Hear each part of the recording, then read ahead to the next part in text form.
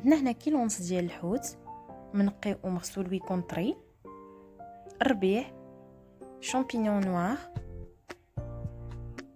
والزيتون وفلفله هكا حمراء وخضراء مقطعين صغار، صوص ديال نيوكمام، هذا الخل ديال الحوت راه معروف،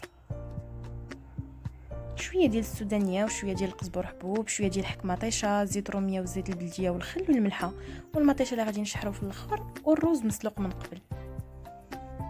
هنا من بعد ما جمعنا ديك الشرموله ديال الحوت راه معروفه، راه كاع الديول المغربيه كيصاوبوا بحالها. هاد لا كولور راه غير ديال الخل ديال النيوكمام بحال ديال الصوجه. هنا كنكون درنا ديك الفلفله هكا تشحر شي شويه في المقله،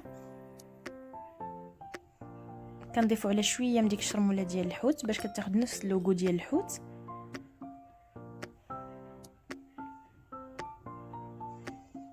كنحاولوا نبقاو نحركوا فيها هكا حتى تدبل شي شويه ديك الفلفله تنزل.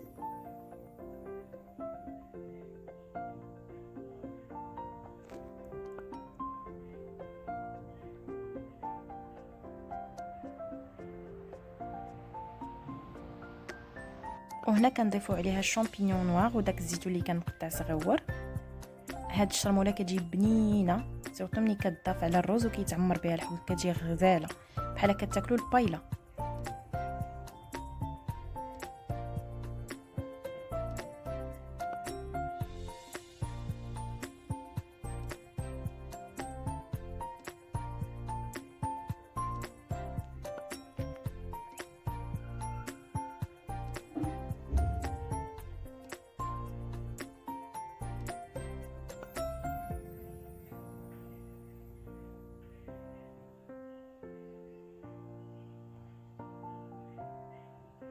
هنا كنضيفوها على الرز اللي كان مسلوق من قبل، كنحاولوا اننا نمزجوها معاه مزيان.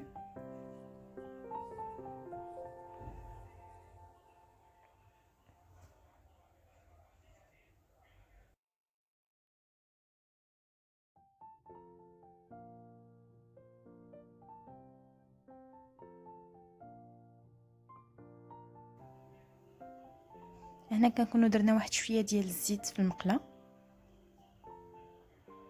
ونديروا فيها شي شويه ديال ديك صوص الحوت حتى هي،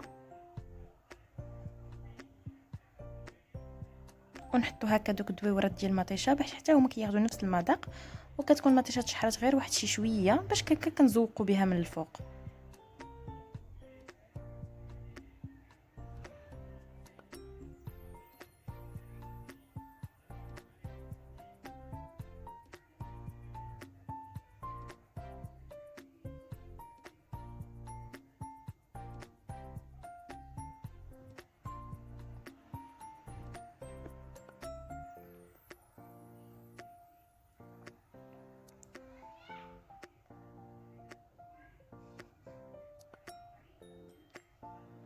هنا كنكونوا شتينا الحوت ودرناه في داك القالب اللي غادي نمونطيو فيه، كنكون درنا ليه حتى هو العطريه ديالو.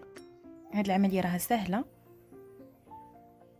كنحاولوا نفرشوا الطبقه الاولى ديال الحوت مزيان ونطلعوه هكا من الجناب باش كنعرفوا كيفاش كنجمعوه ملي كنديروا الروز الوسط. هنا من بعد ما درنا الروز من الوسط وحطينا فوق منه ديك المطيشه، وهذاك راه غير الفرomاج دويورات ديال الفرomاج والحامض من الفوق اللي كيبغي اللوغو ديال الحامض، راه الحامض كيتماشى مع الحوت.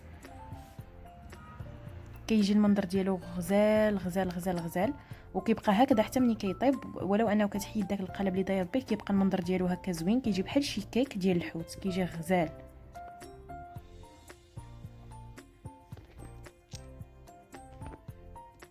كنتمنى انه ينال الاعجاب ديالكم، وما تنساوش انكم تشجعوني بلايك وابوني وتبارطاجيو الفيديو مع الناس اللي كتبغيو، وشكرا بزاف، وكنتمنى انكم تجربوه والله الا كيجي زوين.